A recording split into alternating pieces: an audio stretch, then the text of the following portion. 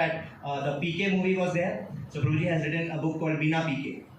Then similarly, there was this Oh My God. So there is another book which Prabhuji has written, and there's a book called Frequently Unanswered Questions and things like that. Right? So those are like really amazing books which everybody should have. I don't know if we have the stock here, but just a personal recommendation. Thank you, Prabhuji. Please carry on.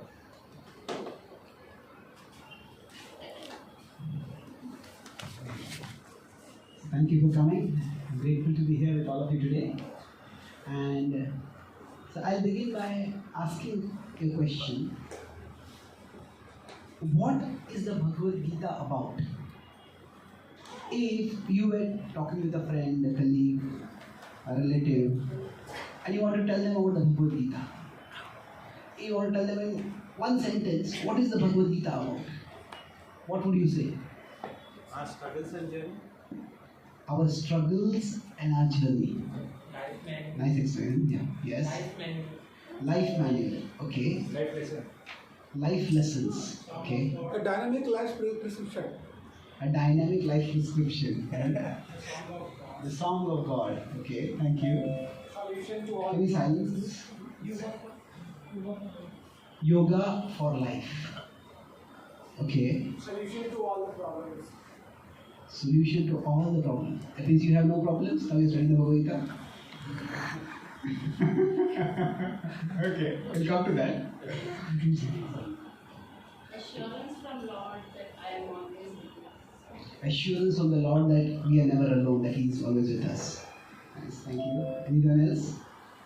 Essence, character builder. Character builder. Okay, true. It gives guidance for us to hear. Yeah. It's a Sanskrit epic of the Mahabharata. It's a Sanskrit epic of the Mahabharata. Well, the Mahabharata is a Sanskrit epic, and it is a conversation within the Mahabharata. True. Understanding that whatever we do is for the Supreme Personality of God.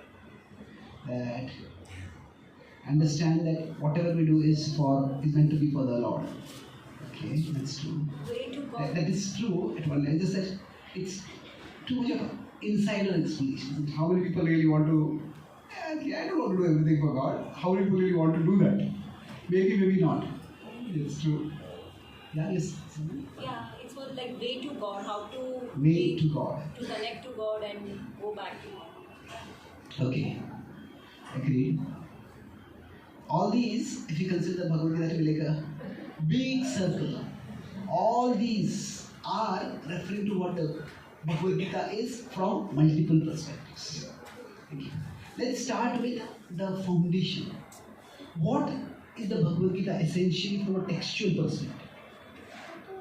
What is it? It's a discussion between whom? Between Krishna and Arjuna. And the Gita is often called as Yoga Shastra. It is a book, a guidebook, a scripture about yoga. So it's a discussion between Krishna and Arjuna. And Arjuna was confused about the right thing to do. And Krishna is guiding him to do the right thing. And in that connection, the Gita's wisdom is spoken. So, to understand the Gita, let's begin with Arjuna's situation, and then we will see how many of the base answers that you give can be incorporated in that picture. So now, Arjuna faced a dilemma. Basically, Arjuna's dilemma was what in modern philosophy is called as ethical dilemma.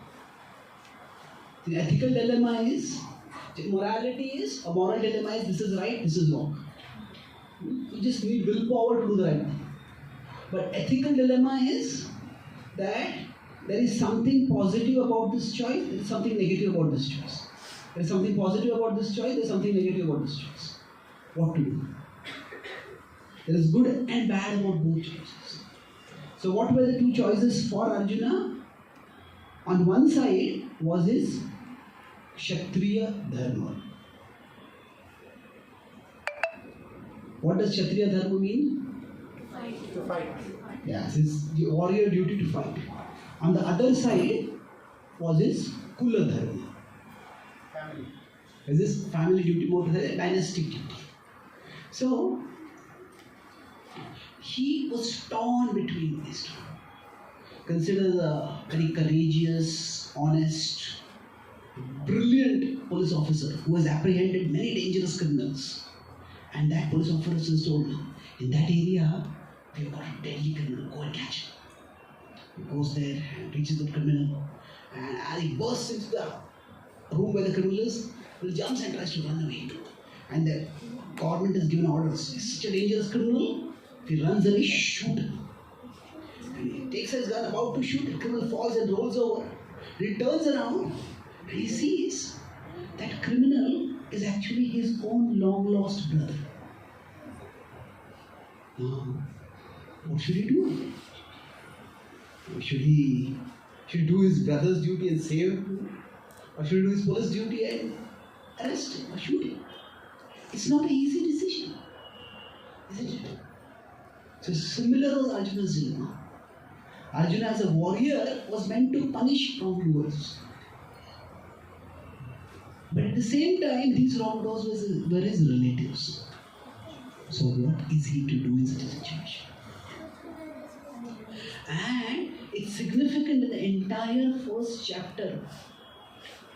Not once does Arjuna express fear of his own death. Some people think that, when Arjuna had to fight a war, he just developed, he just became weak. He became cowardly. Like sometimes a warrior goes to fight, or a new soldier goes to fight. Now currently with the war with Ukraine and Russia, both sides are conscripting citizens to fight. And they may go out of some nationalistic sentiment, but when they actually go on the battlefield, they see the army and they see people being shot down. They get alarmed, they may get scared, they may develop what is called cold feet. So was Arjuna like that? No.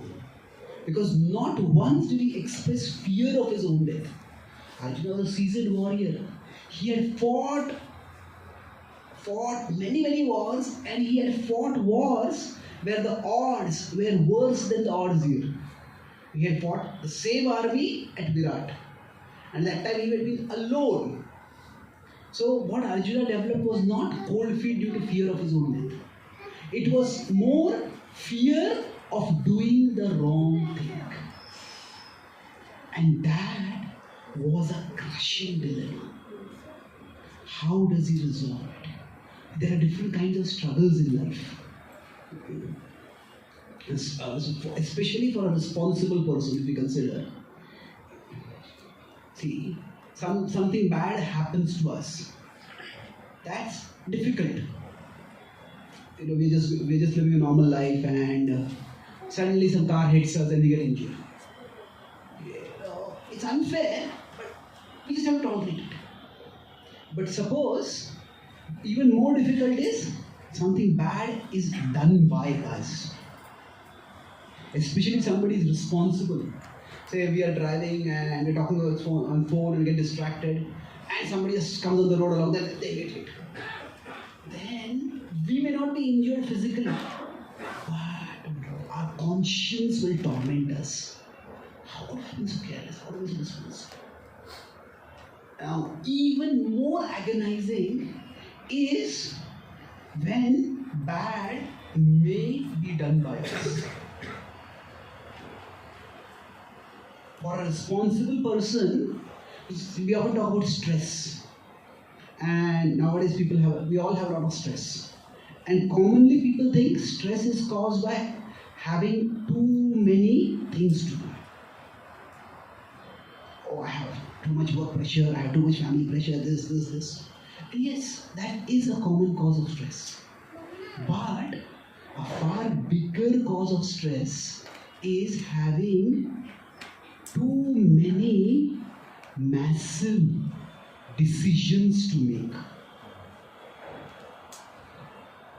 If I just have too many things to do, I can delegate. I'll do some today, some tomorrow, I'll give to somebody else.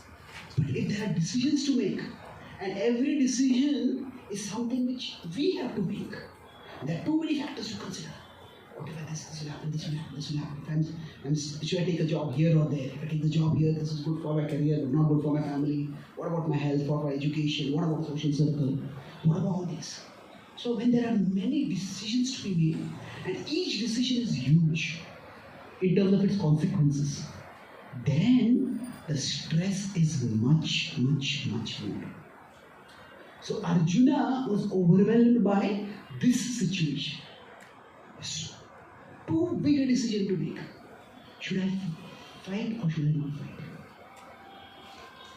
fight? It's interesting when Arjuna asks a question.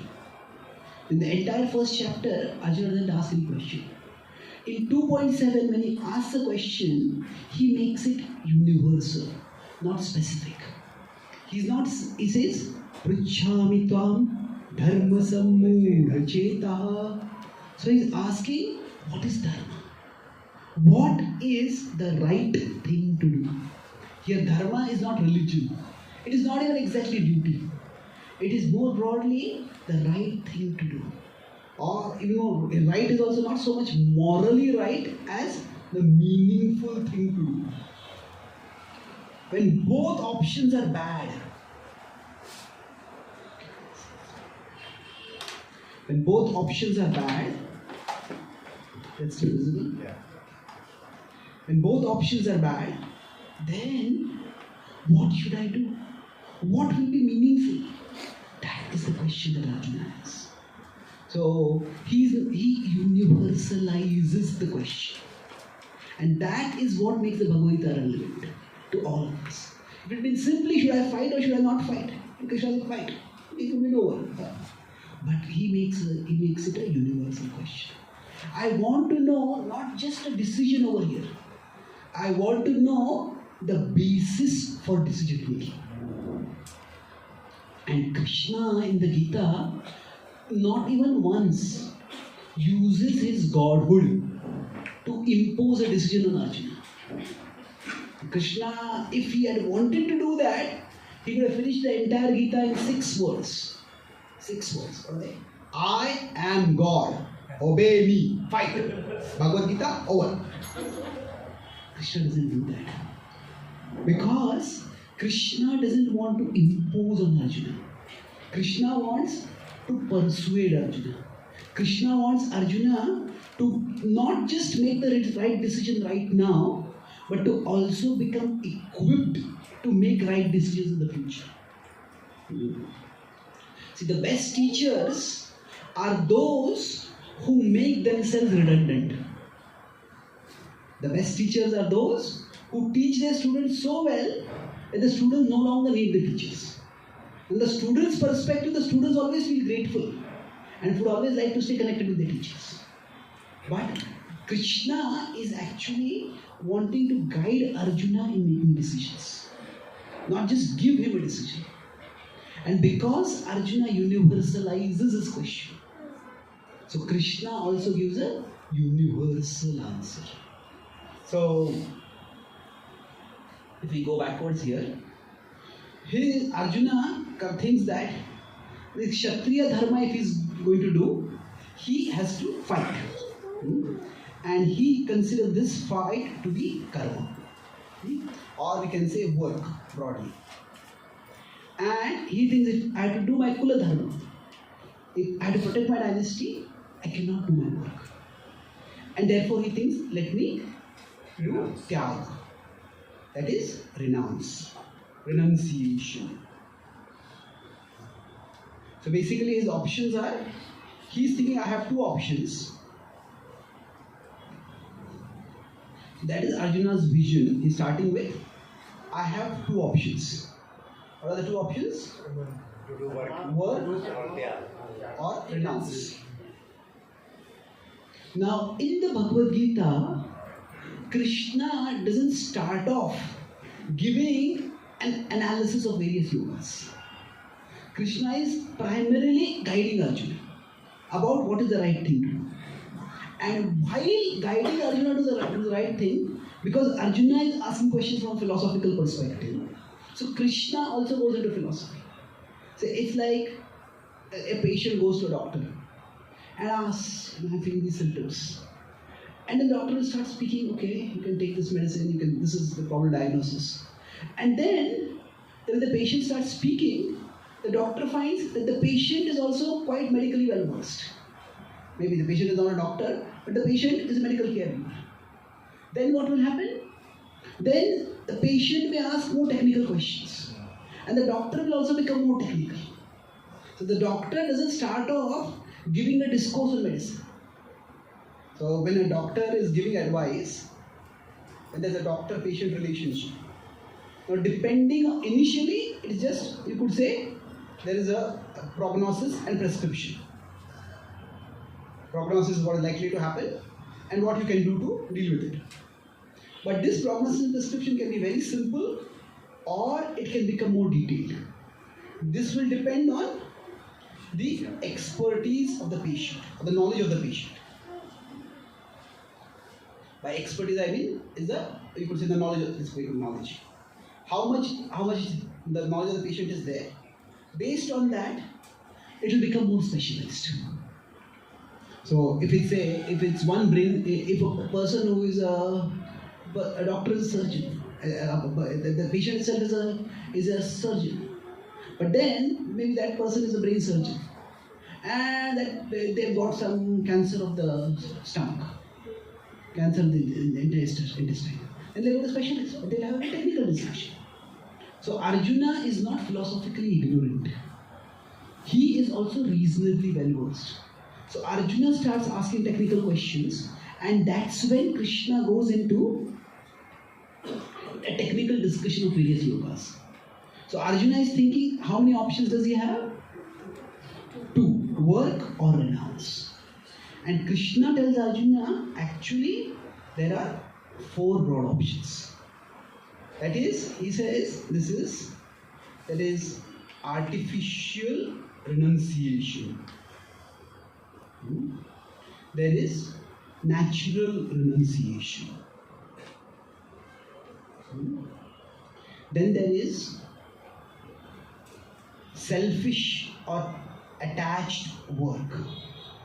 And then there is unselfish or detached work. So these are the 4 broad options that Krishna tells. You are thinking, I'll work or renounce. So Krishna says, actually, you can renounce externally, but you will not have internal renunciation. You can renounce externally, you have internal renunciation. You can work, but you can be working for selfish purposes, for your own gain. You can work for a higher cause. So Krishna broadens Arjuna's options. It's not that simple. Now among these 4 options, which options does Krishna recommend and which does he not recommend? Okay, 1%. Yes? Unselfish. He recommends unselfish. Okay, he recommends unselfish work. What about selfish work? No. So, what about natural renunciation? Yes. Okay, how many say yes? Okay, how many say no? How many have renunciation toward the answer? Okay. Okay, let's keep it. What about artificial renunciation? No. So, actually, Krishna says, this is good, but this is better. That Nishreyasa Karaubhau, both of them are good. But Tayostu Karma Sannyasat Karma Yogo Vishishyate. We'll explain why this is so. But basically, Krishna nuances Arjuna's analysis. And this is how, in general, education grows. Education is, say if you are teaching children colors, we'll say this is black, this is white. That's how we teach color identification. But after all, we say it's not just black and white. There's so many colors in between. There's so many shades of grey. So, now with these 4 options, once we talk about, let's reduce it to 2 now. Which are the 2 recommended ones? Natural renunciation and unselfish work. Selfish work, Krishna recommended, like when you do this yajna, demigods will be satisfied. Let's come to that. We'll come to that. So, natural renunciation, now associated with these. With this, there are 2 paths. There's the path of Jnana Yoga and there's the path of Dhyana Yoga. Now, with respect to unselfish work, there are three paths. There is Karma Kanda, there is Karma Yoga, and there is Bhakti Yoga. So, now, how many of you are familiar with these terms? What is mentioned over here? Okay, I'll quickly explain these terms. So, let's look at this. So, Bhakti Yoga, Karma Kanda, Jnana Yoga, and Dhyana Yoga. So, let's start with the foundation. Or not foundation, let's start with the first. So, if we consider like a trajectory, there is Karma Kanda. So, Karma Kanda means what? It is material piety. Material piety. That means even Karma Kanda is not actually that the Karma Kanda means that if we are when we are existing, we are taking things from the world. So if we are taking, we need to be giving. There is natural principle of reciprocation. So the idea is if we are taking from the universe, we need to give back to the universe. Like if we are staying in a particular country, if we are taking facilities from that country, we need to pay taxes. If you are working in a company, you are getting salary from the company, then we have to work for the company. So there's a natural principle of reciprocation. So the understanding is, I cannot just take from the world and not give.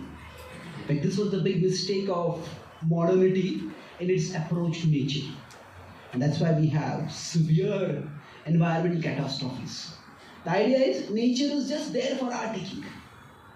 We can just take from nature, take from nature, take from nature. No. Nature has its own delicate balances, and if they get disrupted, we can't fix them. Now, an African saying, there is a similar thing in Sanskrit Subhashitas also. It says that we are meant to inherit a legacy from our ancestors, not borrow it from our descendants. That is all of when we have money, what should we do? Say if we consider there are multiple generations, these are our ancestors. And I say if I am here, so I get something from my ancestors. And the idea is then I pass it on to my descendants. And that is how we function. That we get some maybe some home or some wealth or something from our ancestors. And some of us may be in this regard more fortunate than others. But at the very least, what we would not want to do for our children is that we give them a huge debt. So that the only legacy we are giving them is you have to deal with this debt of your parents. So if we are borrowing something which our descendants will have to take, so ideally it should be like this. We get something, we pass it on. But if it becomes like this, then actually we take from our descendants. That is terrible. Unfortunately, with respect to the environment, that is what we have done. We have taken from our descendants. And that's why in the future, whether it is fuel shortage, whether it is shortage of water, whether there is shortage of topsoil fertility, so many problems will come up. So the point is, we need to live in harmony. So even Karma Kanda, sometimes we may think of it as very basic, but it's not that. When Karma Kanda recognizes that we are a part of a much bigger, reality is much bigger than us, and we are a part of a much bigger whole, and we need to live in harmony with it. Now the specific practice recommended, we will not go into the technicalities of that. The yajnas are recommended by which we can be in harmony. But the principle is, in yajna, what we are taking, so we need to give back. So even Karma Kanda is actually a part of some level unselfish work. Not fully, but partially. We'll discuss that. Now below Karma Kanda, if you go to the negative axis, there is what is called as Vikarma. Vikarma is totally selfish work. So selfish work is where A person just takes what they want and doesn't care for anyone else at all. Like some thugs may come to a hotel and they just demand, I want this, I want this, I want that, and then when some waiter comes and serves, they insult the waiter, they slap the waiter, and while they're going out, instead of paying the person at the reception, they slap the person and destroy the reception place, maybe steal some money from there and go away. Now that is outrageous. Taking something, you'll be giving something. So weak karma is like that. Unfortunately, that's how we act. So Krishna is telling Arjuna at this level, at the level of karma kanda, he's saying that you are a part of a universe, and in the universe, order has to be maintained. And that order will be maintained if you do your duty as a Kshatriya. If the world is not governed by virtuous rulers, then what will happen is the people in general will not live in harmony with higher principles. And then people will descend to be karma. There will be disharmony. So that's the first level Krishna talks about, karma kanda. Now, karma kanda is technically not considered to be a part of yoga. What does the word yoga mean? Connection. But it is not just connection. Yoga is actually something more than connection. Yoga is connection plus harmony. It's like sometimes two people who quarrel with each other, they are handcuffed together. They are connection, but they are connected and they are yelling at each other. They are punching at each other. Now that is not the kind of connection of yoga. It's a connection that is harmonious. So we are connected, and we are connected in a harmonious way. Now in the Gita, Krishna talks about various levels of connecting with higher reality. And he states that when we talk about this connection, now karma kanda, the idea is if I am taking material things, okay, I have to give some material things back. But what about the individual result? See, Arjuna's concerns broadly are twofold. His concerns are twofold. It is social and individual. Means he is thinking, I may make a wrong choice. And the wrong choice will affect society negatively.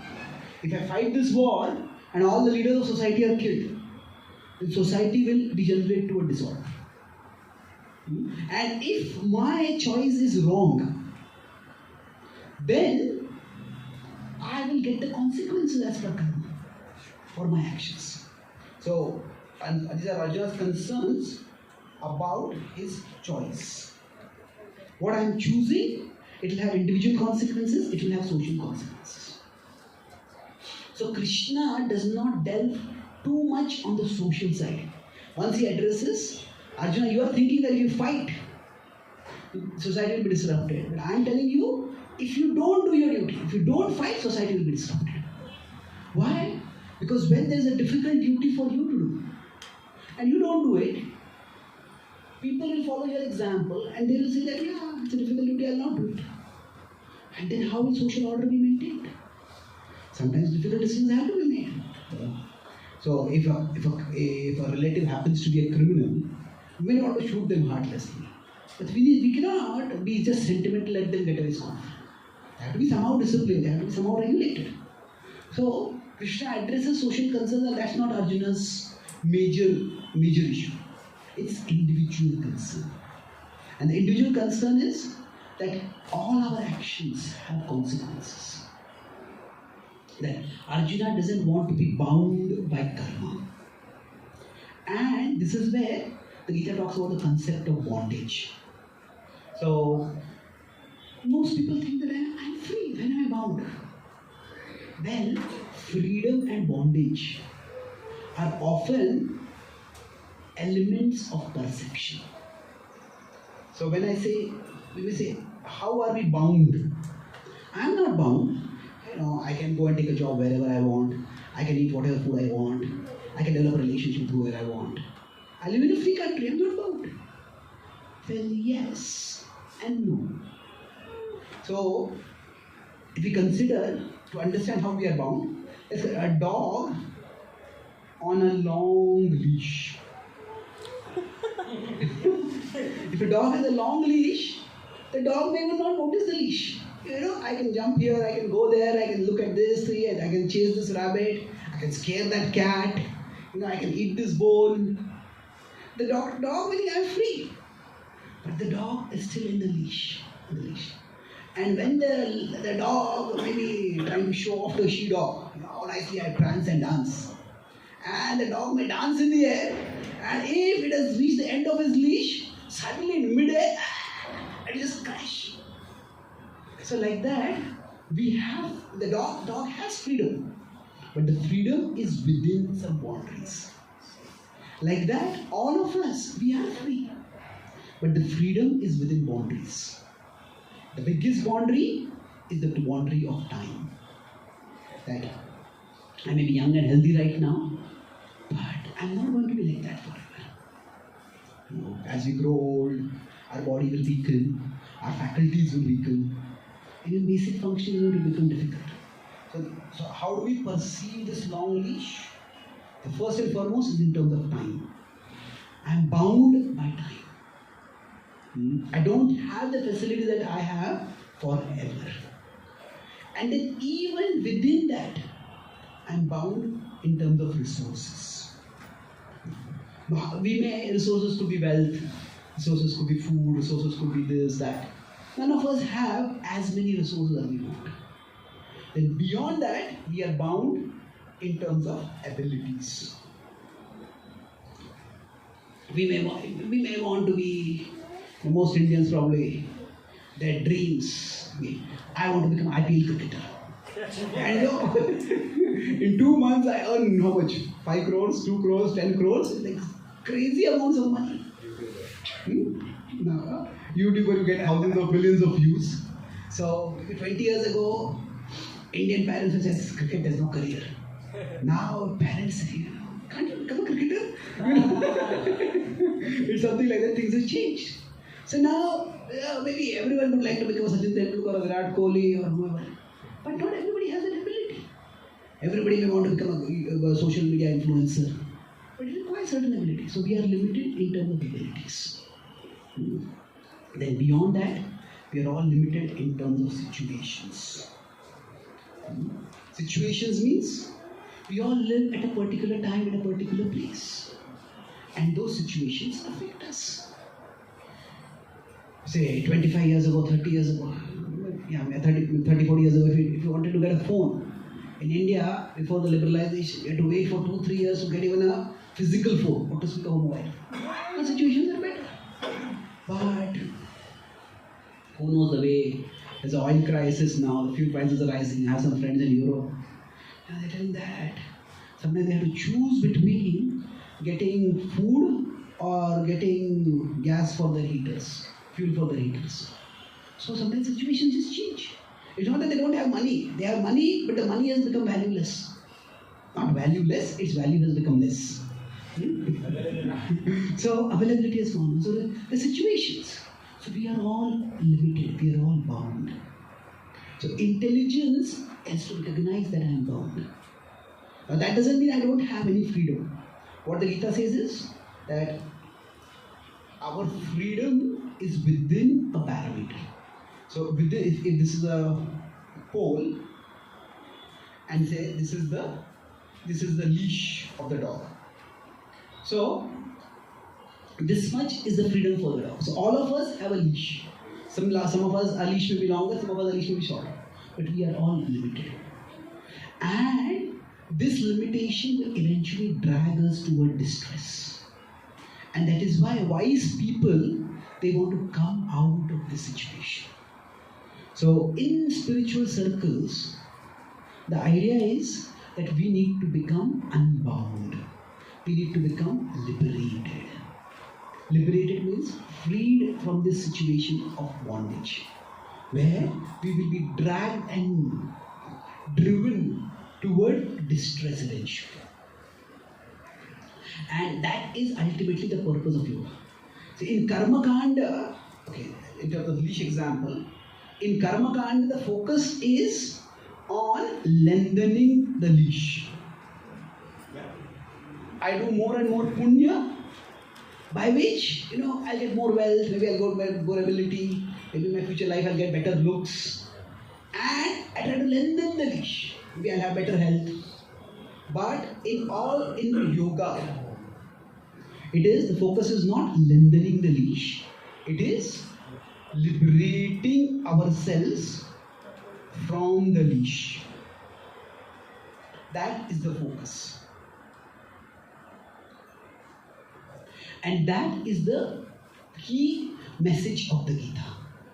That Arjuna also says that actually, going to heavens is not going to satisfy me. It is not going to satisfy me. I need to understand what is the meaning and purpose of my life. When I am faced with a situation where both options seem terrible, how should I live? How should I function? And that is the essential message of the Gita. So within that, I don't know if I'm phrasing it properly. You mentioned leash, right? So one of the leash can also be attachment to the family. Is it possible? Yes. So is there a possibility that Arjuna, although he did not support what Kauravas did towards Draupadi, they were still his brothers. Yeah. They were still family. Somewhere he might have felt that he is killing his own family members and he was still attached. So that could be a leash that he was carrying on, and to liberate that, the Lord might have asked him to let go of all the attachment. Because one of the niyamas of yoga is detachment as well. Detachment from worldly pleasures, detachment from family members. Yes. It's an important question. So, Krishna wants Arjuna to be detached from his family? Well, yes. But before that, there's an important difference to understand. So detachment is not the same as irresponsibility. The two are very different things. For a person who is irresponsible is not detached. The two are very different things. And let's try to understand what is the difference between the two of these things. So, in general, all of us, we need to learn to be responsible. Say, a child is not studying for the exam. Child is spending all time playing games. And the mother says, come on, you have to study. He says, mother, you're so attached. I'm detached.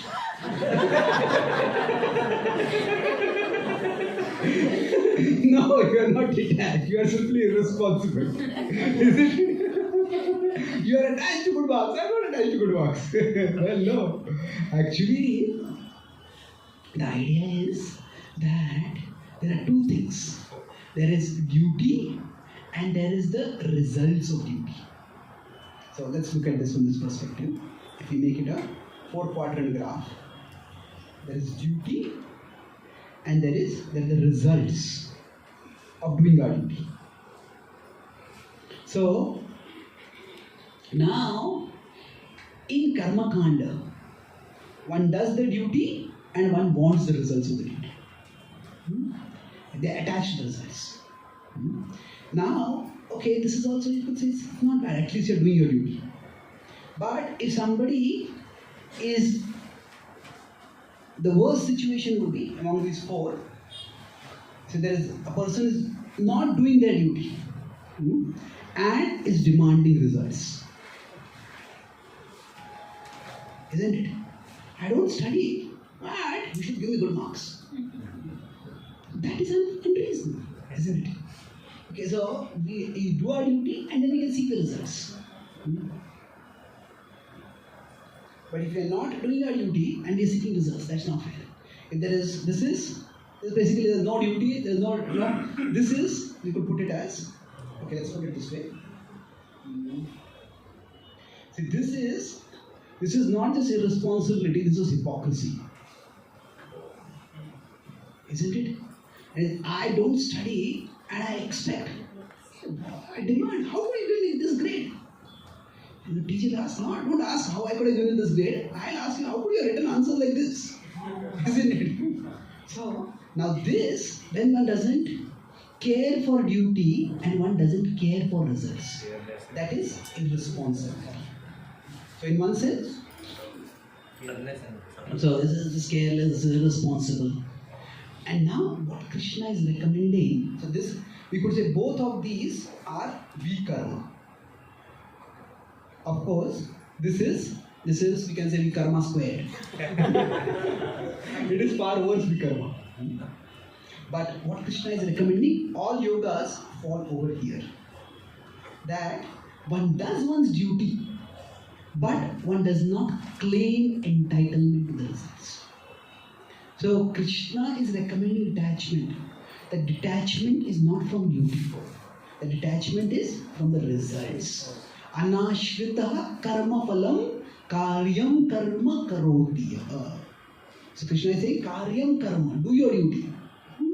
But anashritaha karma, do not be attached to the results. Do not claim entitlement to the results. Now this may also not make much sense to us.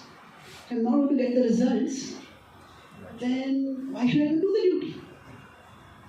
Okay, so that is the complexity of karma yoga, and I'll explain that briefly. But it is this zone that is recommended most in the Gita.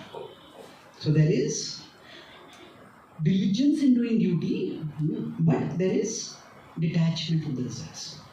So Krishna is not recommending Arjuna to become hard-hearted or irresponsible. Okay. Now, moving forward, so we are talking about leash. So lengthening the leash is okay, it is good. If somebody is in a jail and they are in solitary confinement, well, they behave nicely in the jail so that at least they can talk with other prisoners, they can see the sunlight, they're not in a dungeon. That's better. But it's far better that they work to try to get out of the jail. That's much, much better. So yoga is about, all yogas are meant ultimately to get out of the jail. And what is the jail over here? You can say there is material consciousness and there is spiritual consciousness. So material consciousness means we identify with our physical self and we think of material objects as the sources of pleasure. So aham and mama. So these are characters of material consciousness. So I think I'm an engineer, I'm a wealthy person, I'm so handsome, I'm so brilliant. All these things are the idea of we are identifying with our physical attributes. We may have those attributes, but they're not going to be there forever with us. So aham and mama, this leads to material consciousness. And I may be powerful right now, and I may dominate, I may exploit, I may abuse, and I may seem to be getting no results. But I am doing bad karma and get consequences eventually. And there will be terrible consequences. So all yogas, their purpose is, they have a common purpose. Whether it is karma yoga, jnana yoga, dhyana yoga, bhakti yoga. All yogas have the common purpose to raise our consciousness from the material level to the spiritual level. Spiritual level means what? We understand ourselves to be souls and we seek happiness in the spiritual level. So it is basically, it is in terms of identity and happiness.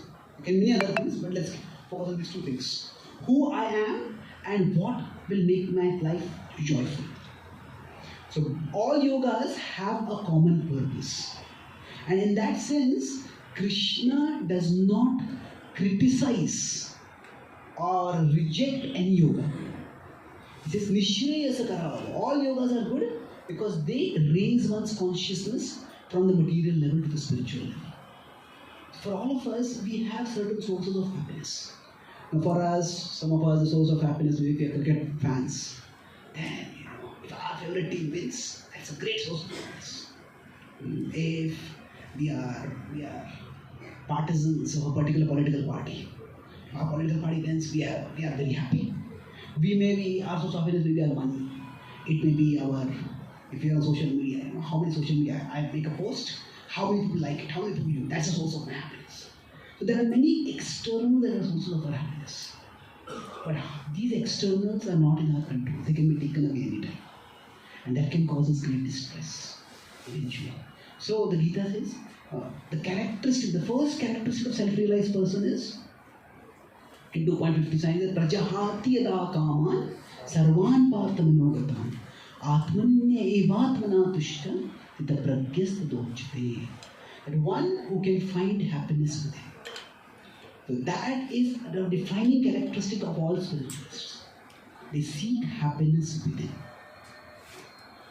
So all yogas in that sense are good, because they are all helping us understand that our identity is spiritual and that our real happiness will come from spirituality. Now then there's a difference, because these different yogas may conceive of spiritual happiness differently. What exactly is spiritual happiness? There's a difference in that. So from that perspective there is some difference. But in terms of purpose, all yogas are having the same purpose. So I'll make two more main points and then we can have question answers. So we are talking about how Krishna was recommending those two options, either the unselfish work or real renunciation. Among them he recommends unselfish work more for Arjuna. And we talked about how there are the various yogas which fall in this. In terms of renunciation of work, there is Dhyan Yoga and Jnana Yoga. In terms of unselfish work, there is Karma Kanda at a basic level, but it's like lending the leash. So let's put that out of the discussion. So there is Karma Yoga and Bhakti Yoga. Now, how do we decide which activity to do? So Krishna is saying renouncing the work is also good, but doing work is better. So how do we choose yoga? Which yoga to follow? Krishna analyzes this based on 42 factors. This is disposition and position. So disposition means what you are suited for. And then second, position means what is your role in society. So Arjuna had two concerns, remember, individual and social. So Krishna tells Arjuna that you are a Kshatriya and you are still young. As per your disposition, you are not suited for renunciation. It is personally, you will be more contented if you practice yoga while being engaged in the world. And secondly, in terms of position, you have a responsible position in society. Anybody can renounce the world, and renunciation can be helpful. Recently, I was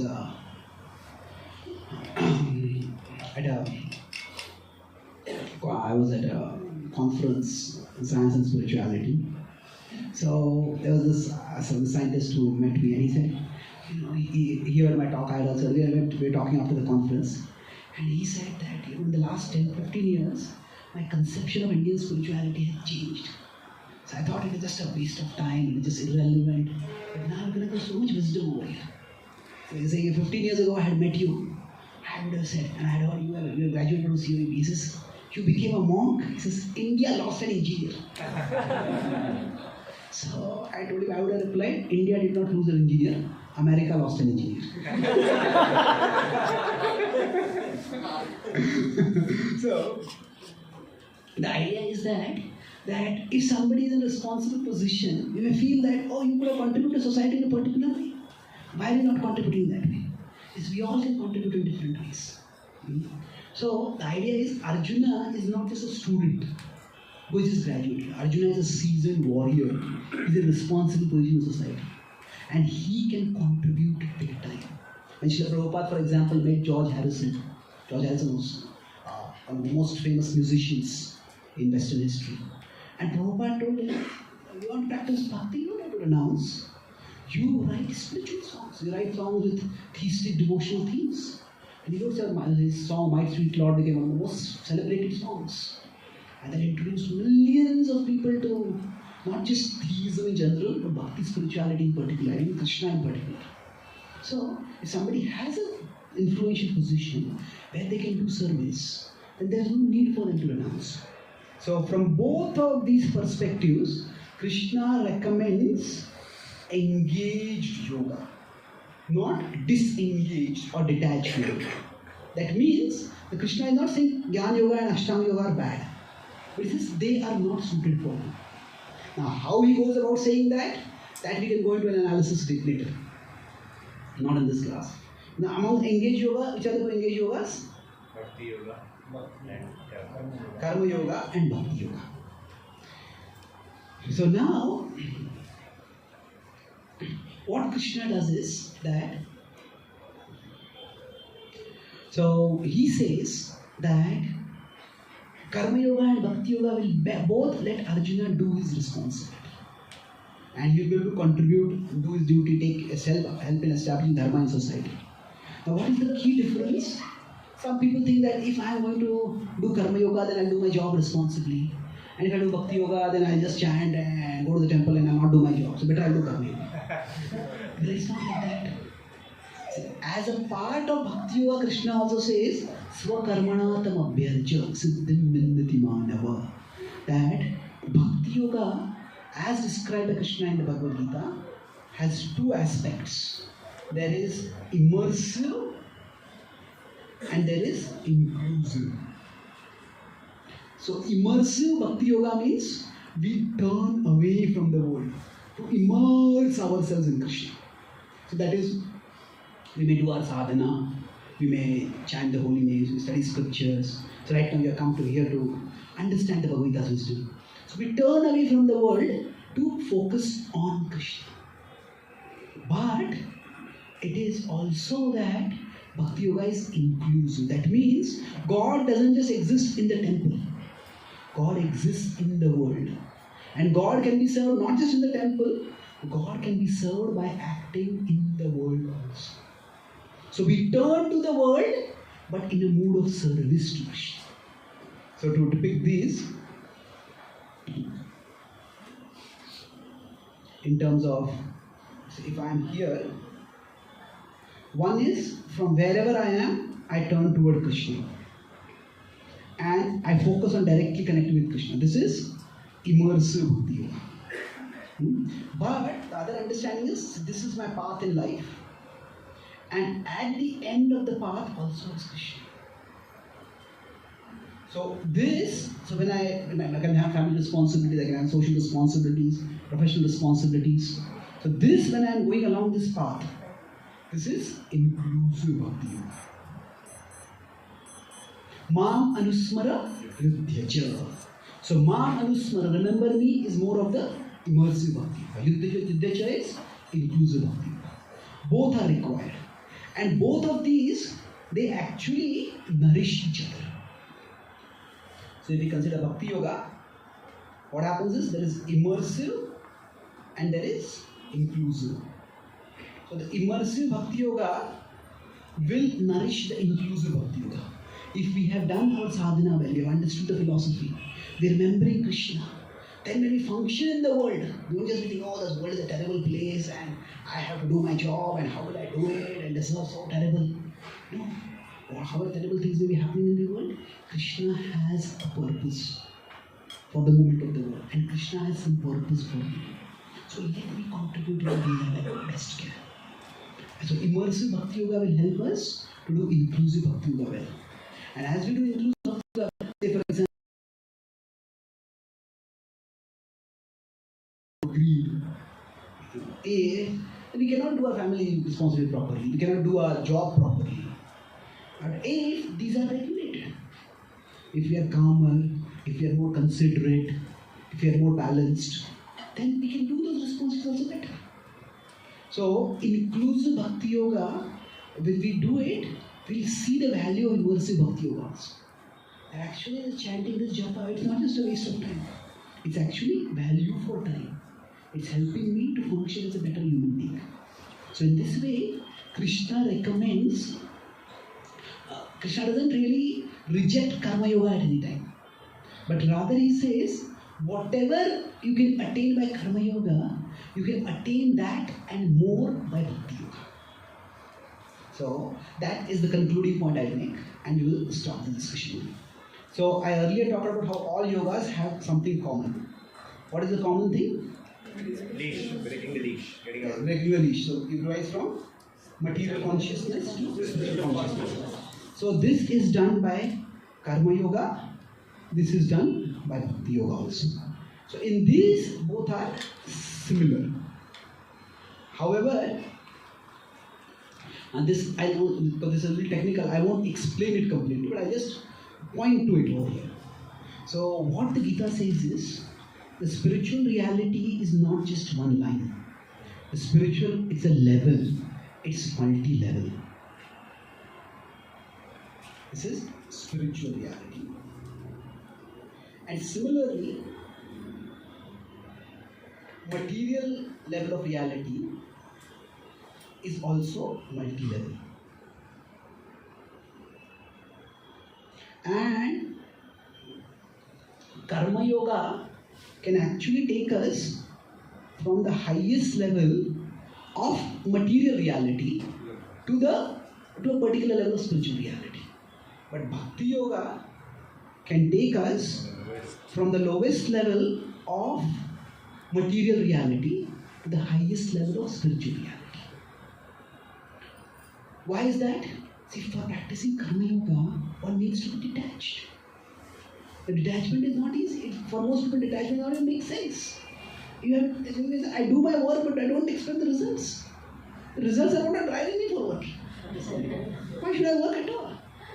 It doesn't make much sense. So the idea is actually there are multiple layers of or multiple levels of results. If a student is studying, you get marks. That's true. And that's one level of result. That's important. But if the student wants to specialize in that subject, then just getting marks is not enough. You also actually wants to learn the subject properly.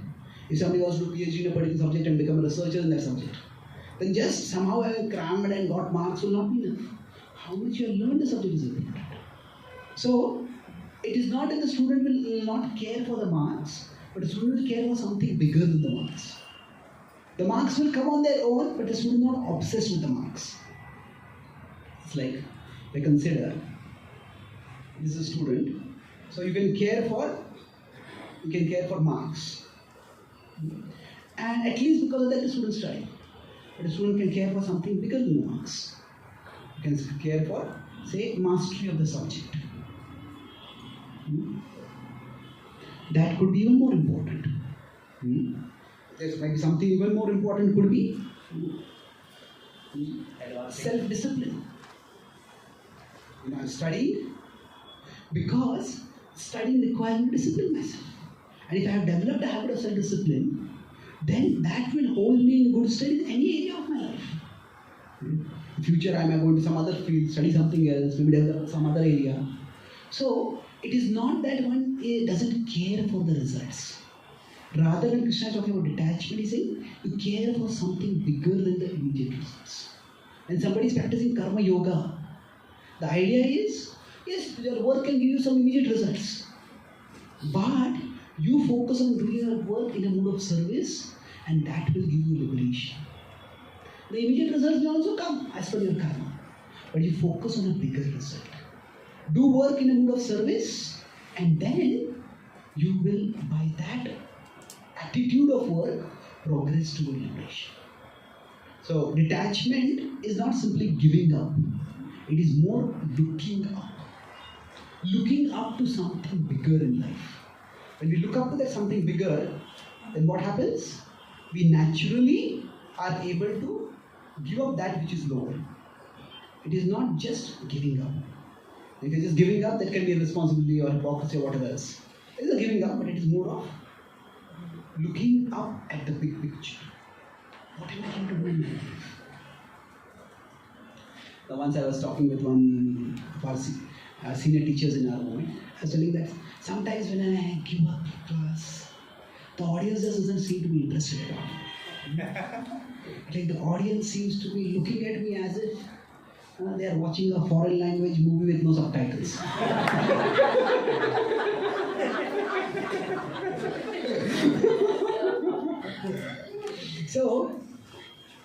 So I asked him that, how can I maintain my enthusiasm if the audience is not interested? So he told me, follow Bhagavad Gita. So what do you mean? He says, you treat that class as a rehearsal for future classes when their audience will be interested. So think of something beyond the immediate situation. Think of something bigger. So the idea is that our immediate situation sometimes may be inspiring or it may not be inspiring. But we can always place that situation in a bigger context. And if you place it in a bigger context, you can always find something positive in that situation. Now we may be having a very bad boss, who is very demanding, rude, and we feel like it's a terrible situation. Yeah, we could just groan and resent and curse. Or we could think, yeah, right now I have to be in this job. Maybe in future I can leave this job also. But right now I need this. So let me treat this as an experience where I learn how to deal with difficult people. It's not that I want to deal with difficult people, but there's something I can learn from it. And so we just place that in a bigger context, and what happens? The situation that seems unbearable within a smaller context can become bearable when placed in a bigger context. So in that sense, Karma Yoga actually, it won't make us irresponsible. Rather, detachment can make us more responsible. So if I'm just thinking, oh, this particular job is so terrible, why do I have to do it? We will drag our feet around. If I say that, no, I'm learning how to deal with difficult people. Okay, let me do my best over it. So that is the paradox of detachment. If Krishna's message has been simply detachment, then Arjuna was already circumventing. I just leave the war and go away. And that's not what Krishna is saying. So we think about a bigger picture. So when we look up what happens is, what detachment does is, it makes unbearable bearable. Detachment can make that which is unbearable in a smaller context. It can make it bearable by placing it in a bigger context. So this is actually a very important art. Say now, if you consider cricket, there are some big tournaments. There's a World Cup, and all the teams are preparing for the World Cup. Now, before the World Cup, before they're preparing for that, maybe they're trying out different players. They were trying out different combinations. And in the run-up to the World Cup, even when they try out different combinations, and they lose some matches, they're not too worried about it. Because, okay, we are learning, this player is good here, this player is not good here, this combination works, this combination doesn't work. So, say a team like India losing with some countries that are called minnows, it's a derogatory word, like those are not very good countries. If India loses to Zimbabwe, that's considered very bad, it will be insult. But if in India maybe team C or team D is there, and they are playing, and then they lose, okay, the team B also gave a good fight. That means we have a lot of backup players. Good. This person is good. So the same incident placed in a bigger context can make the unbearable bearable. So Krishna is telling Arjuna that you are simply thinking in terms of how can I fight my relatives, how can I kill my relatives. But actually, you place it all in a bigger context. That you are a soul, they are souls. You are my part, they are also my parts. And you think that you are being their well-wisher by saying that I will not fight and kill them. And you think that why am I advising to fight? Am I not your well-wisher? That's all you're asking. But actually, I am your greatest well-wisher and I am their greatest well-wisher. So you do your duty. By doing your duty, you will establish dharma in the world and you will come closer to me. And I am their well-wishers. Their well-wisher. I know that they are themselves in a distressful situation. But because they have to fight for someone they don't like. They are bound by their words to fight for Duryodhana. Duryodhana is a person who, you can say, he specializes in making his supporters his opponents. Even in Duryodhana, even in Drona or Bhishma fight wholeheartedly. He will always find fault, because you're partial to the farmers, you're not finding fault. So he says, they are in a terrible situation. And by fighting against them, you are going to free them from that terrible situation. They are souls, they are going to continue to exist. And they are virtuous souls, they are devoted souls, they will go to a higher level of existence. So when Krishna expands Arjuna's vision, what happens is Arjuna sees that actually doing his duty is far better for him than not doing his duty. But he's not just doing his duty, he's actually serving Krishna by doing his duty. And going back to this diagram, Bhakti Yoga, what Krishna explains is, this is what I talk about, placing things in the bigger context and understanding this. Not everybody can do that. If a child wants to play, the parents say study. No, I want to play, I enjoy playing. You tell the child, parents say, actually you study for 20 years, you will have a good job and you will have a nice family. Who cares after 20 years? Isn't it? At that time the child is not understanding that. The child is not evolved enough to understand. Maybe it's a 3, 4, 5-year-old child. So then the parents have to persuade in an appropriate way. So, to understand the dynamic of Karma Yoga requires a certain evolved consciousness. In the Gita's language, it requires a person to have at least some level of sattva. But for practicing bhakti, one does not necessarily require that. Mami partha vyapashitya yepisyu papayomaya. Whatever be one's present position, wherever one is, one can practice bhakti. And one can experience a higher connection, higher peace, higher joy. Now, that's one aspect of bhakti. And the other aspect is Karma Yoga. If I am doing something bigger, we can become detached, we can disentangle from the world. But we won't necessarily develop a personal relationship with God. We won't go to His kingdom for a life of eternal love with Him. Because our concern was not developing love for Him. Our concern was primarily just getting out of this world. So, if only when we seek to develop a personal relationship with the Lord, then we can attain the Lord. It's like somebody had a big quarrel with their family and they went on a car drive and they were drunk and they went to an accident and they got to the hospital. Now, they may say, I just want to get out of the hospital. I'll follow all the doctor's prescriptions properly and I'll get out of the hospital. Yeah, that's good. You got out of the hospital. But just getting out of the hospital is not going to repair your relationship with your family. Isn't it? That is going to require separate effort. So maybe that adversity will bring the two of you closer, but still the past wounds are not going to magically go away. So there are two different efforts. One effort is to recover one's health, and the other to recover one's mobility, one's functionality, and the other is to recover one's relationship. So we can say that what Karma Yoga does is, Karma Yoga is like the recovery of health. We are recovery of mobility, of health, in basic terms. We are bound in this world, we become unbound. So, we are no longer caught in the world of matter. That's what Karma Yoga will do. But, after that, there is the recovery of relationship. The recovery of our relationship with the Lord, by which we can attain His kingdom. There is the abode of love. That we will attain when we develop that relationship. So that Krishna says can be provided by Bhakti Yoga. And that is why he recommends Bhakti Yoga. Sarva Dharma.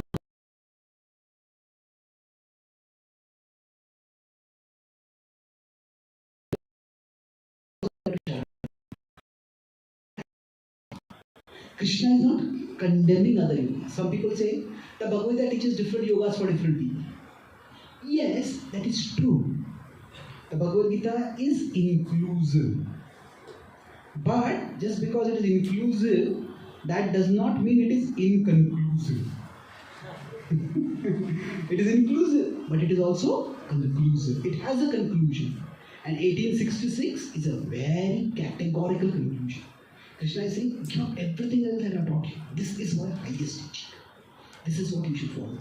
And in response to that, in 1873, what does Arjuna speak? Arjuna says, Karishye vachanam tava.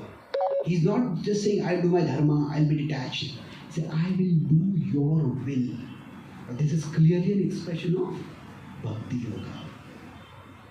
So in that sense, Krishna's teaching is actually applicable for all of us. That whatever situation we are in, we seek to act in a mood of service to Krishna. And what does mood of service to Krishna mean? It means something very simple. See, Krishna is the well-wisher of everyone. He's our well-wisher, he's the well-wisher of our loved ones.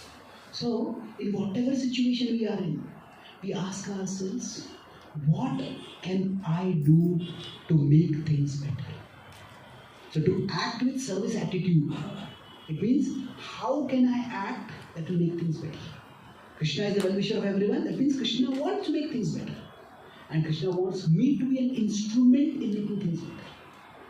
So how can I act to make things better? Maybe we are in a difficult relationship, situation. And what does acting service attitude mean? It doesn't mean letting the other person walk over us. It doesn't mean just walking away from the other person. It means, okay, what can I do to make things better? If we are in a bad health situation, okay, what does service attitude mean? It can say, service attitude means, I'll just accept the situation and lie in the sick bed. No. What can I do to make things better? What can I? Maybe I start some exercise, maybe I start adopting a healthier diet, whatever it is. So, service attitude is not just, I talk about immersive and inclusive Bhakti Yoga. Service attitude is not just chanting the holy name of the coming satsang, they are important. But service attitude is also looking at the world, looking at our role in the world, and asking, what can I do to make things better? We just ask this question, slowly answers will start coming. Tadami buddhi yogantam yenama upayamate. Krishna gives the buddhi, the intelligence, by which we can establish Yoga. By we see his plan for us in our situation, and act accordingly, and help to make things better, and more importantly, help to make ourselves better by our endeavor to make things better. So I'll summarize. This was quite a long and complex journey that we have today. So broadly, I talked about 5 different points. I started by what was Arjuna's dilemma, that is to fight or to not fight.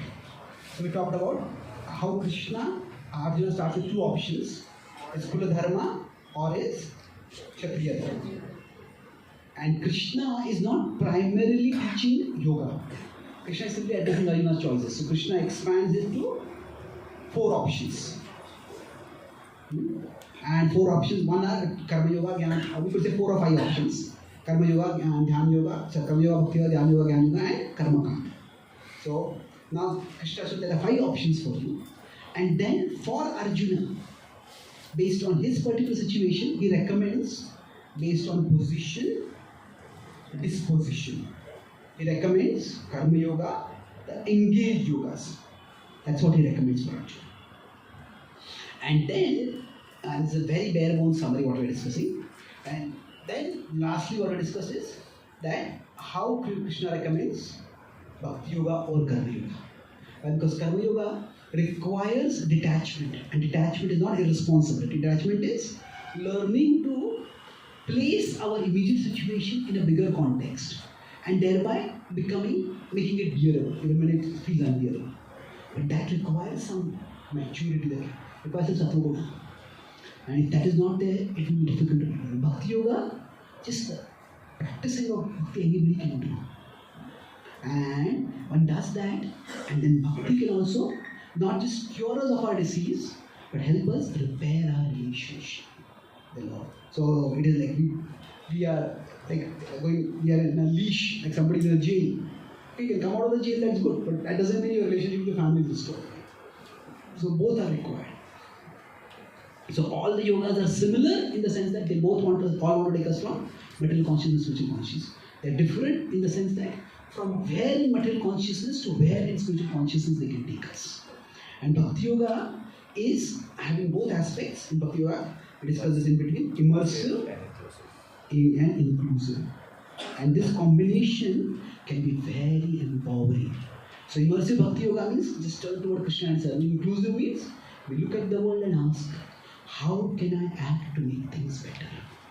This way Bhakti Yoga can empower us to make things better, and more importantly, to make ourselves better through our detached, dutiful endeavor to make things better. Thank you very much. Hare Krishna.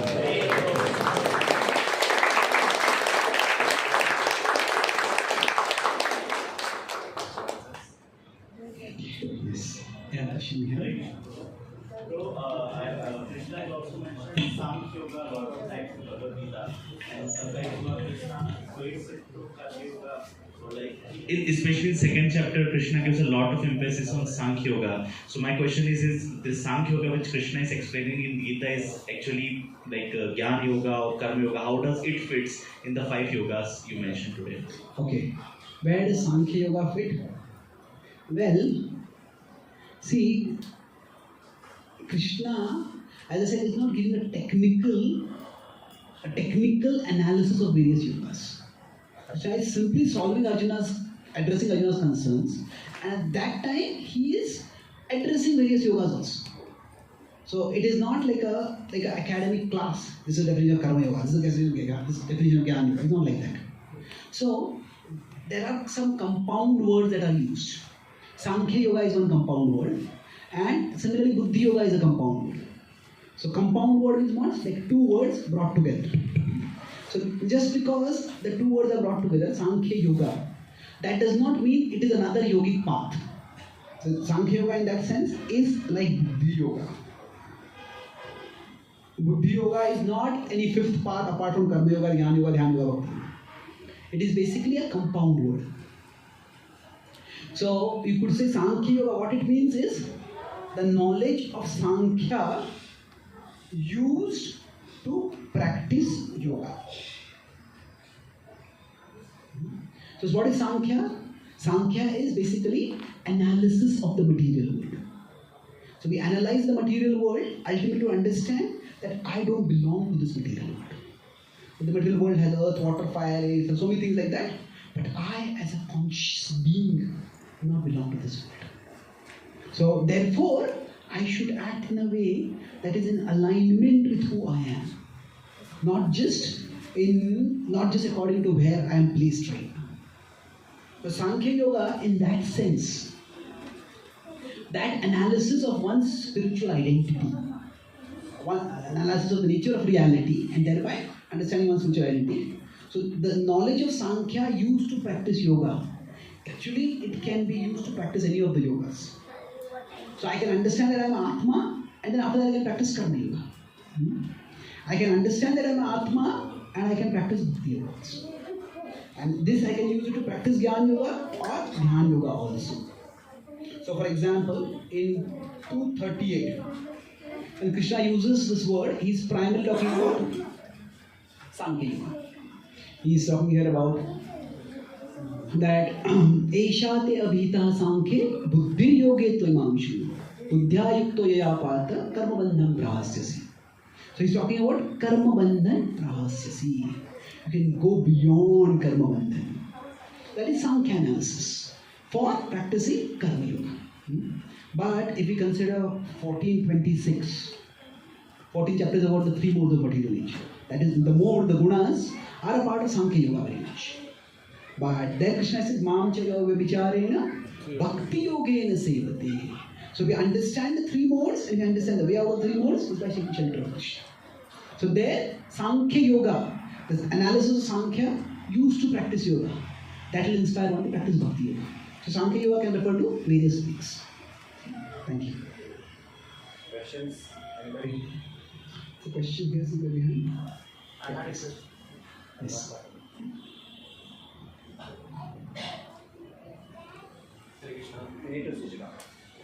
Hare Krishna Prabhu. So I had a question, you already answered it. So I wanted to talk about Buddhi Yoga. So chapter 2 talks about it, and Prabhupada translates it as Bhakti Yoga. And a lot of other commentators take exception to that. So are they one and the same? Okay. So Prabhupada translates Buddhi Yoga as Bhakti Yoga, whereas other commentators object to that. Yes, many commentators object to Prabhupada's commentary also. See, Prabhupada is using a particular strategy in his presentation of the Bhagavad Gita. Now, some people may think Bhagavad Gita is just like this in the chapter 1 and chapter 18, and different chapters talk about different subjects. However, the Bhagavad Gita is more or less like this. There is not just a linear flow of text, but there is also a flow of thought. And here in the 18th chapter, Krishna categorically enthrones Bhakti Yoga as the highest. Now we could go into a further analysis of that, but I quoted it Sarvadhanam Paritejya, and I quoted Arjuna's words also. Arjuna is saying, Arjuna is not saying I am practicing Dhyan Yoga, I am going to the forest to renounce the body. Arjuna is practicing Bhakti Yoga. So let's take that as for this particular discussion. The Gita has a flow which leads to a conclusion. Now, what Srila Prabhupada is doing is that the Gita has its technical flow. So, but it's like this. If we consider, now I'm not going to explain based on Gita verses what I'm going to say over here, but I just depict it over here. So, what happens is, in the first 6 chapters, more or less from chapter 6 to chapter 1 to chapter 6, essentially it's the flow from Karma Yoga to Bhakti Yoga. That's why Yoginam pi sarvesham madhati mantraatmana bhoktaram yadapsam sarvaloka maheshwara 529, 647. Both are. So the first 6 chapters are talking about Krishna starts teaching Bhakti Karma Yoga but culminates in Bhakti Yoga. The middle 7 to 12 chapters are directly about Bhakti Yoga. The chapters 13 to 18, they start from Jnana Yoga and come to Bhakti Yoga. So chapter 13 is talking Kshetra, Jnana, what is all that? And then in chapter 18, Krishna is very categorical, where he says, Swabhava jina konte nibaddha swinatame, it is bound by a Swabhava. But then he says, Tameva sharanam gaccha sarvabhavena bharata, 1862, and then of course 1866 is there. So this is Jnana Yoga to Bhakti Yoga. So Gita has its own technical flow, but it is quite complex. And Srila Prabhupada told his mood. His mood was, he said that anybody, if they read even one page in the Bhagavad Gita, they should get the essential message of the Gita. So, Prabhupada, what he's doing is, so Krishna is having this flow of thought where he is bringing everything to Bhakti Yoga eventually. But what Srila Prabhupada does is, he brings Bhakti Yoga here, Bhakti Yoga here, Bhakti Yoga here, Bhakti Yoga here, Bhakti Yoga here, Bhakti Yoga here, Bhakti Yoga here. Now we may say, is he actually doing something right? If Krishna is not talking Bhakti Yoga, why is he talking Bhakti Yoga? So it is Prabhupada is giving what Krishna is giving the conclusion throughout the Gita. But he is not obscuring the Gita. If he wanted to obscure the Gita, Prabhupada could have avoided giving the Sanskrit. He could have avoided giving the word-to-word translations. It's like his Prabhupada is forcing us to think. In the second thing, for example, 3rd chapter, Krishna in the Sanskrit is using Karma Yoga. And Prabhupada in the word-to-word translation is Bhakti Yoga Krishna consciousness. What is going on over here? So Prabhupada is actually letting us see what the Gita is teaching. He's not hiding it. But then he's also giving the conclusion throughout. If we look especially at the generally the last verses of many chapters, or the first verse of chapters, Prabhupada is aware of the technical flow of the Gita. For example, at the end of the 2nd chapter, 272, the conclusion, Prabhupada says, in this chapter, a hint of Bhakti Yoga has been, Karma Yoga has been described elaborately, Karma Kanda and Karma Yoga have been described, and a hint of Bhakti Yoga has been given. And that hint of Yoga is, Bhakti Yoga is 2.61, Mat Paraha. But Prabhupada, he is aware of this, that only a hint of Bhakti Yoga is given in this chapter. But Prabhupada has not just given a hint of Bhakti Yoga. Prabhupada has given the full picture of Bhakti Yoga. Simply Prabhupada has said, quoted Ambarish Maharaj, Savai Mana Krishna Bhadavara. Ambarish Maharaj is chanting Krishna's glories, cleaning the temple, going to the holy places, worshipping the deities. So what Prabhupada is doing is, Prabhupada is allowing us to study the flow of the Gita at our leisure if we want to. And Prabhupada himself said, if I had time, I would have read more commentaries in Gita. But Prabhupada is making sure that we get the conclusion. So when Prabhupada claimed that Bhagavad Gita is as it is, what he meant is the conclusion is given as it is emphatically. And there is a technical flow which is acknowledged, but that is not the emphasis of Prabhupada's Gita commentary. That's why Buddhi Yoga is like a stretchable term. In the Bhagavad Gita, primarily Buddhi Yoga comes at three places. It comes in 238, it comes in 1010, it comes in 1857. So now in 1010, in 238, Buddhi Yoga refers to Karma Yoga.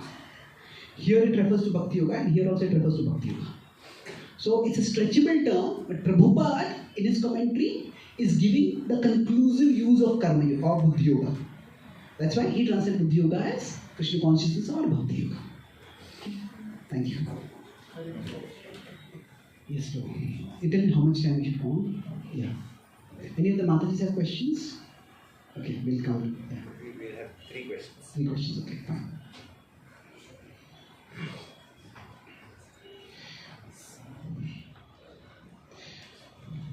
You're telling me 3 questions is not a very helpful answer. Because I answer this question for 15 minutes. So 5 minutes. 5 minutes for all 3 questions. Okay. Let's see. Let's go ahead. Please. Depend on the questions. Hare Krishna. I would request you to give some tips in which I can see bigger picture always, not expecting the result. Because we know that we should not expect the result by seeing the bigger picture. But may I request to give some tips in daily life so that we can remain focused and connected with ourselves. So for example, I can remain connected sometimes and sometimes I feel disconnected with my super self. Yeah. So in that one simple few tips will be helpful. Thank you. Okay. So how can we see the bigger picture and avoid being disconnected? Well, we are finite beings. We are fallible beings. So we will tend to get disconnected and don't be too harsh on yourself. So in general, there are 2 things. There is being consistent. And if we expect to be consistent, sometimes we'll be setting the bar too high for ourselves. Because life is complex, life is unpredictable. Even Arjuna directly heard the Gita. After Krishna departed, Arjuna was shaken, Arjuna was shattered. And he went through a whole process described in the 15th chapter of the first canto of the Srimad Bhagavatam, by which eventually he remembered Krishna's message in the Gita and he calmed down. So, yes, we will get at times disoriented. That's just natural, we are human. So, even Srila Prabhupada, when he comes to America, he says the song Markini Bhagavad Dharma. And he is saying that, Achi kichu karja tabe ei anumane. My Lord, you must have some purpose for me. Otherwise, why would you have brought me here?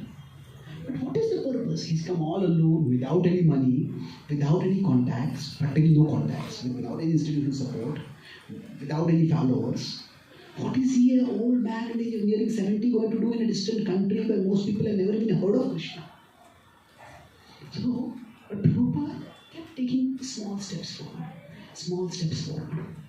So, rather than expecting or demanding consistency from ourselves, say every day, I'll read 1 hour Bhagavad or Bhagavad Gita. Well, sometimes it's not possible. I'll always stay calm. Well, no, sometimes it's not possible. So instead of aiming for being consistent, aim to be resilient. Resilient means I may be knocked down, but I will rise up. This is much more realistic.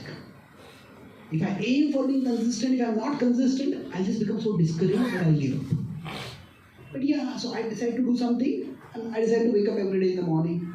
But then I can't wake up. Maybe I sleep late or I have a sleepless night because of something. Okay, today I couldn't wake up. Tomorrow I'll start once again. This is a bad phase, I can't do it. But after that I can start.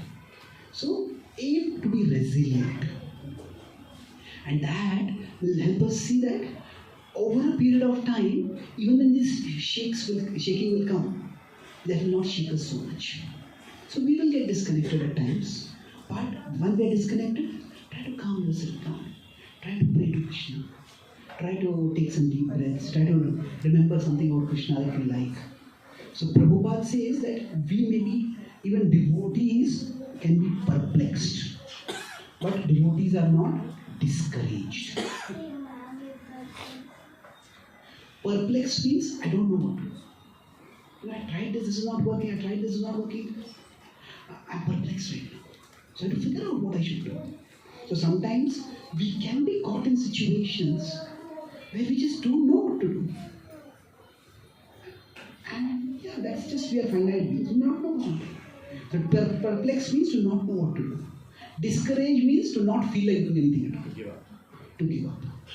So we are human, we will be perplexed. And Arjuna was perplexed at the start of the Gita. So accept that. And rather than thinking of how I will deal with future difficulties, focus on building your strengths in the present. So if we keep worrying, what if this problem comes and that problem comes and that problem comes and how will I do? Rather, what are my strengths right now? Okay, I can take shelter of Krishna maybe through kirtans. I can take shelter of Krishna by hearing classes. I can take shelter of Krishna by developing friendships with devotees. So let me develop that right now. And then when a future difficulty will come and I'm disoriented, these strengths will come to my rescue and will help me reorient myself. Okay?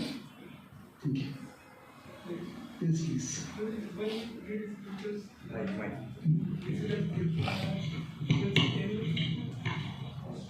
Any great Rajarsis like Prithu Maharaj or Ambarish Maharaj or Parikshit Maharaj, so they were emperor of the whole world.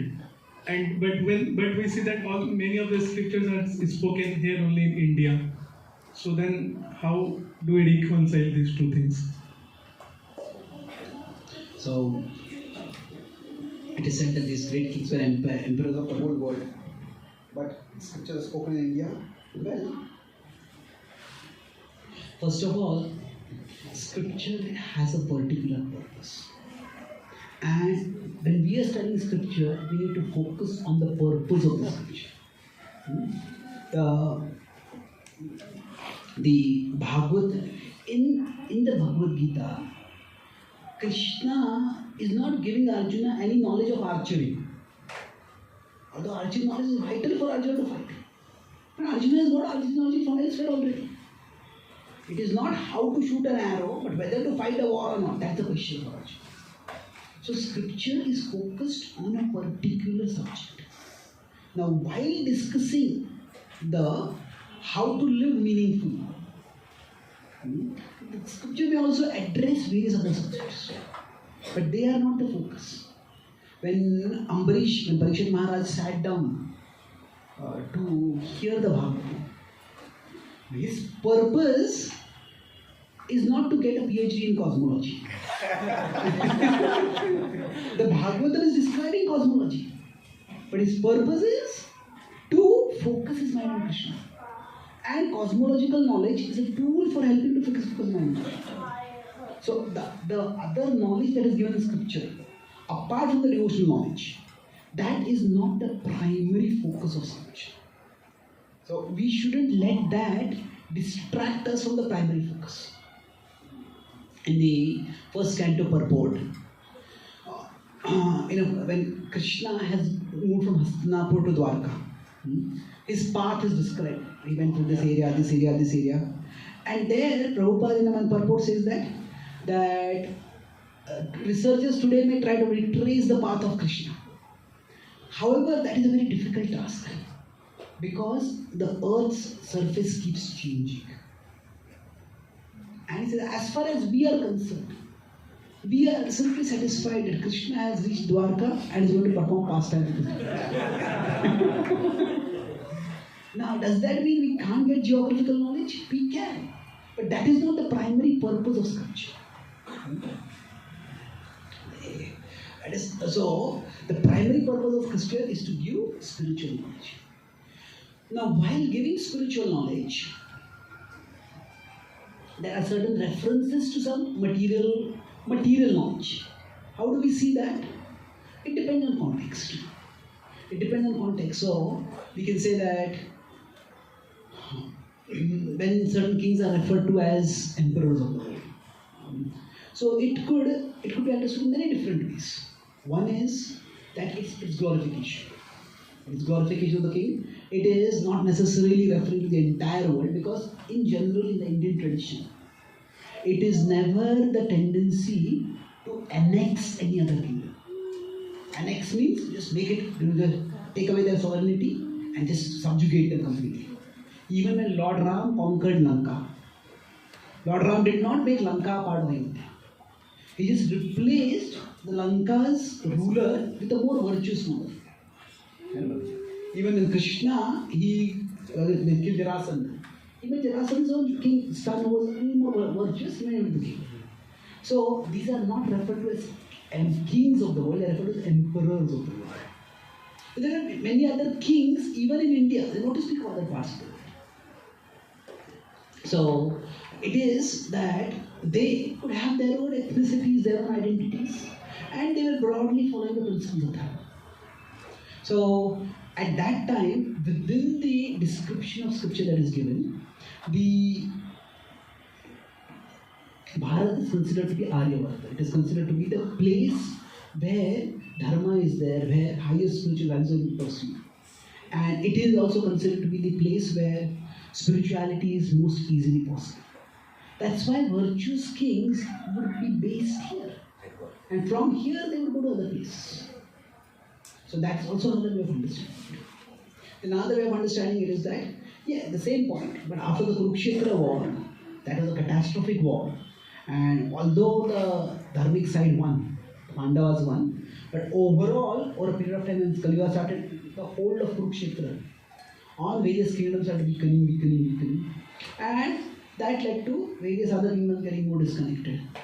But just because they are called as the emperors of the world, and they are based in India, that doesn't necessarily mean that the two are contradictory. Because it is very clear the Vedic scriptures are talking about spiritual growth. And they're repeatedly stating that. It's not that other parts of the world are unimportant. But this part of the world is emphasized as a place that is important for spiritual growth. That's why the kings, God is the king, and sages would base themselves here. Okay, thank you. And last question. Thank you for this wonderful lecture. I just want to get an example which clearly defines this is Karma Yoga and this is Bhakti Yoga. Two examples of Bhakti Yoga and Karma Yoga. Okay, clear differentiation between Karma Yoga and Bhakti Yoga. Well, the Bhagavad Gita doesn't, as I said, go into a technical differentiation of yogas. But basically, the difference is in, if you want to say Karma Yoga, not equal to Bhakti. What is the difference? The key difference is in conception. How do we conceive? And it's not so much in terms of action. The conception will lead to difference in action. But conception, what conception? And especially the conception of the nature of ultimate reality. So in Karma Yoga, the understanding is this world is a place of distress. And there is a place where there is peace. There is peace. And if I can be detached, then I will attain peace. So what is that world? What are the details within that world? That is not so important. Like I'm in jail, and the jail is a terrible place, I just want to get out of the jail. That's good actually, get out of the jail. But, okay, this outside the world is not, the world outside the jail is not all the same place. Many different places there also.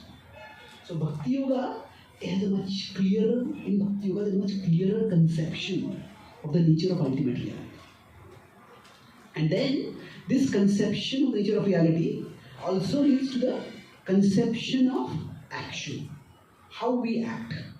In Karma Yoga, the purpose of action is primarily disentanglement. I act in a way that which I can disentangle. But in Bhakti Yoga, the focus is on the pleasure of Krishna. The pleasure of Krishna. That's why in Karma Yoga, because of this focus, what will happen is, in respect to ethics or morality or rules. What happens is there is a very, very great rigidity with respect to rules. So, for example, within the karma vision of the world, traditionally in India, there was the idea that anybody who crosses the ocean, that person becomes, especially from a high Brahmana, they cross the ocean, they become contaminated, they become sinful. So, and this is not just some conception, some corner of India, it is all over.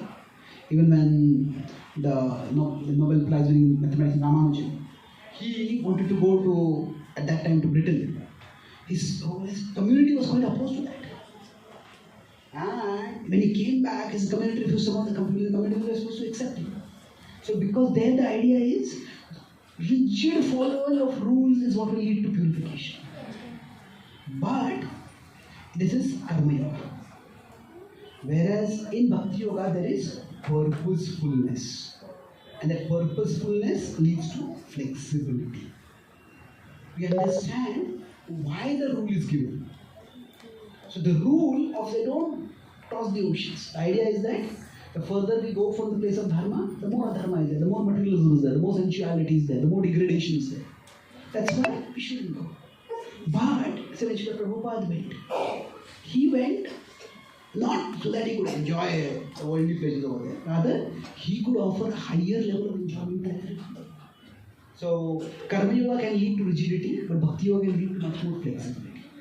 So, in terms of conception, in terms of action, in terms of decision, we can look at some differences in karma yoga and bhakti. So, thank you very much. Srimad Bhagavad Gita ki Jai. Srila Prabhupada ki Jai. Gaura Bhakta Vrinda ki Jai.